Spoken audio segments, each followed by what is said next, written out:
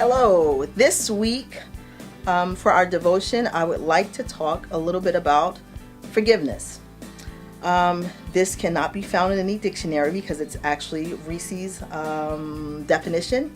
But I believe that forgiveness is giving up your right to be right, even if you are right. That's my definition of forgiveness.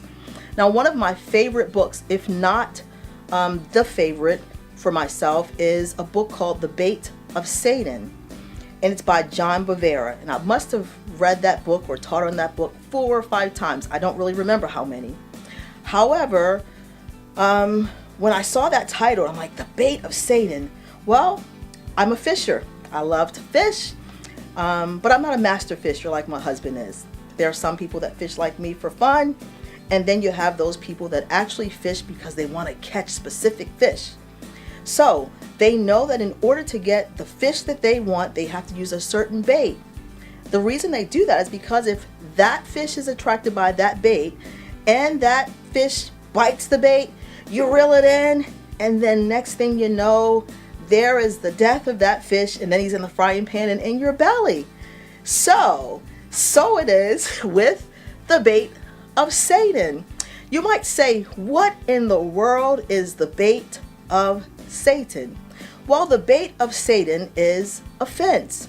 The Bible says in Luke 17, I think it's chapter 17, verse 1, I think it says it is impossible that no one will be offended. So whenever I teach on forgiveness, I always say you might not need it today, but you need to pack it away in your pocket because at some point in time, you may very well need it. Now, none of us go through life from the time we're born until the time we die without someone offending us. Whether it's an infant that's offended because that mom did not nurse them, or if it's because Ken is in my face with this camera saying, Ressee, come on, it's your time, get it together. Whatever the case is, offense will come. So my question is, what do we do when Satan offers us this bait to walk in a place of unforgiveness or walk into this place of offense? The best thing we can do is to release that thing to God and allow God to do what he does. But our part is to ask God to help us to release it and not walk in a spirit of forgiveness. So I don't know what has happened to you in your past. I don't know what's happened to you in your present. I really don't even know what will happen to any of us in our future.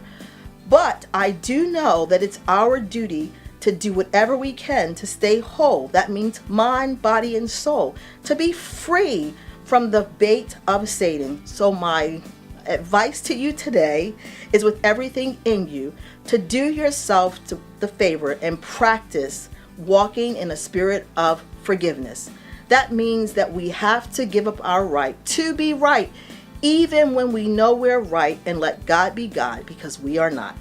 Until next time, see you in the next time. Bye-bye.